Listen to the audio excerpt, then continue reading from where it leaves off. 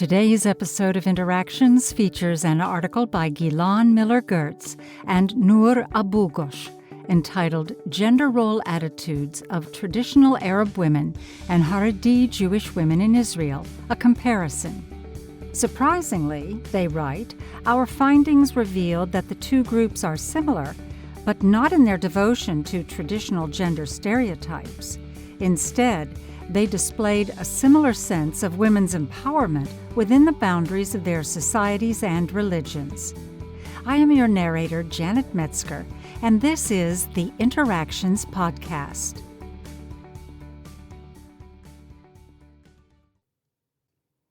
In Israeli society, Haredim, ultra-orthodox Jews, and traditional Arabs live within close proximity to one another. While these religiously, ethnically, and culturally differentiated groups do not typically interact with each other, women from both groups appear to share certain aspects of their lifestyles. Both live in relatively closed societies. Both have relatively limited contact with men and the world outside their own communities, and both are restricted by a range of religious and cultural rules and customs they are expected to follow, such as marrying young and having many children. Women from both groups also dress in similar fashion, covering up most of their bodies for modesty reasons, and both typically have access to only a relatively narrow range of educational and work opportunities, such as teaching. Haredim, a very conservative subset of the Jewish Israeli population, follow a strictly traditionalist interpretation of Jewish law, and strive to prevent outside influences from entering into and influencing their communities. For example, while they use technology, they limit their exposure to the Internet, and smartphone use is forbidden or strongly discouraged. They likewise maintain traditional modes of dress for both men and women, eschew secular education and literature, and embrace many traditional, differentiated roles for men and women in public and private life. With a few adjustments to modern-day culture, they generally seek to maintain the religious and cultural lifestyles of their forebears. Traditional Arab women represent a majority portion of the female Arab population in Israel. They staunchly follow the recognized and accepted social mores of their community. They believe that engaging in any behavior that is incongruent with their social system would result in their being considered shameful by others. They likewise adhere to ancient religious and cultural norms that organize life within their communities, even if those laws can be restrictive for women in a variety of ways. In considering the relationship between Haredi Jewish and traditional Arab women in Israel, we hypothesized that women in both groups would have similar ideas about women's roles in the home. Also, given their physical proximity to one another in the relatively small state of Israel, their often similar religious and ethical values, and their living in relatively closed and conservative communities, we supposed that women in both groups would have comparable attitudes about personal priorities and lifestyle. We thought that members of both groups would view women's primary role as caring for their homes and the needs of their families, consistent with the way families have traditionally been organized.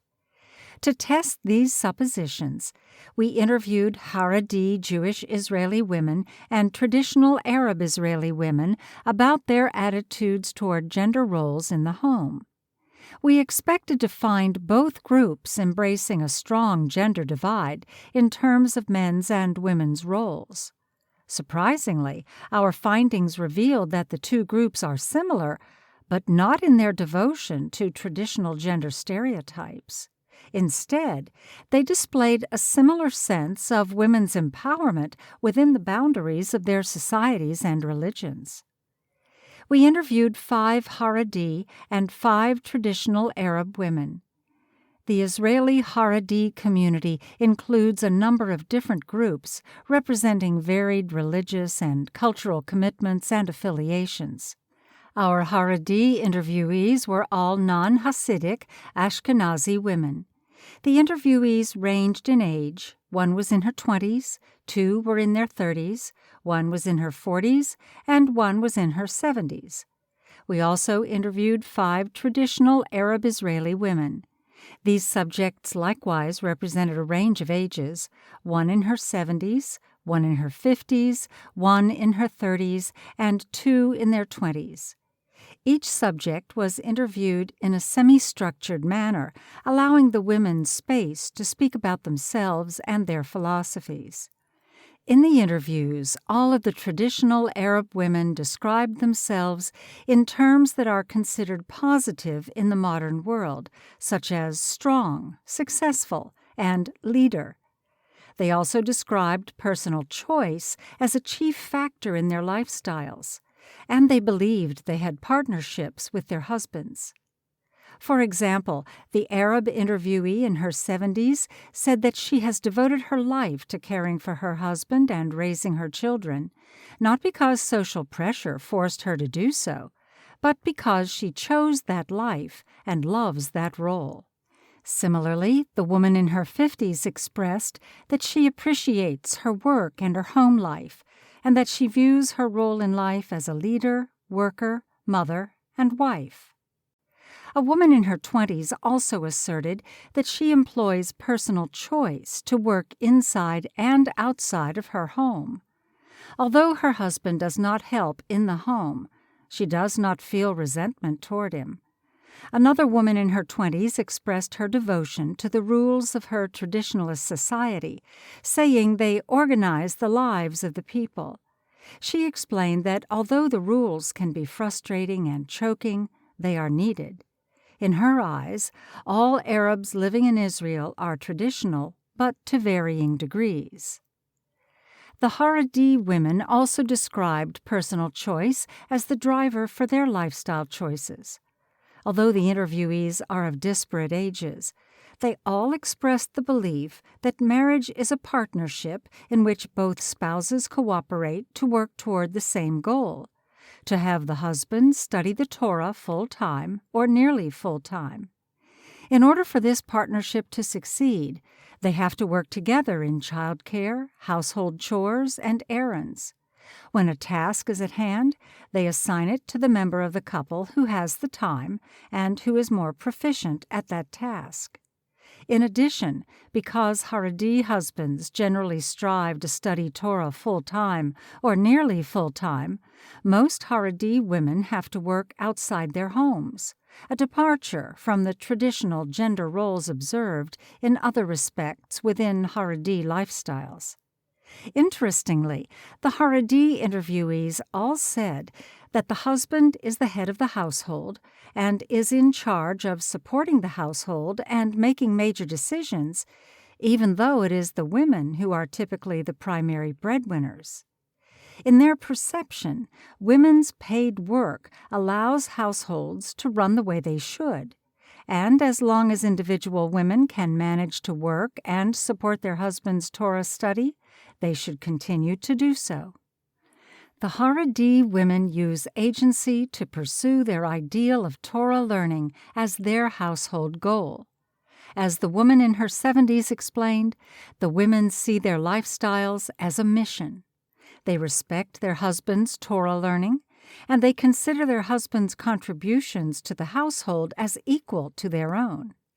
Each of the Haredi interviewees would want the same lifestyle for their daughters because of their convictions that their way of life is ideal.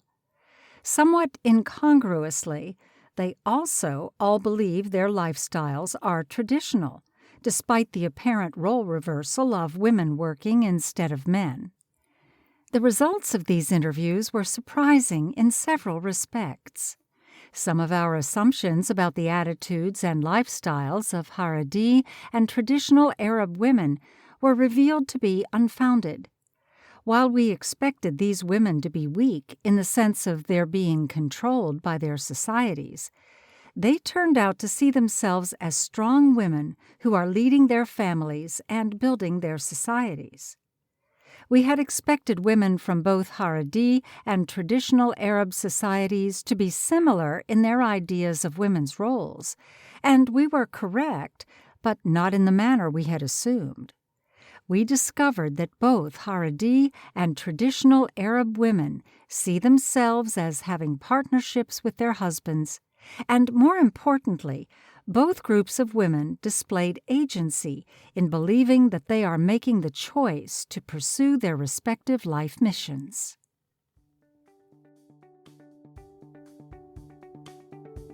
That was Gilan Miller-Gertz and Nour Abu-Ghosh's recent article on canopyforum.org. You can find the full article, complete with citations and links, by visiting the Canopy Forum link in the episode description.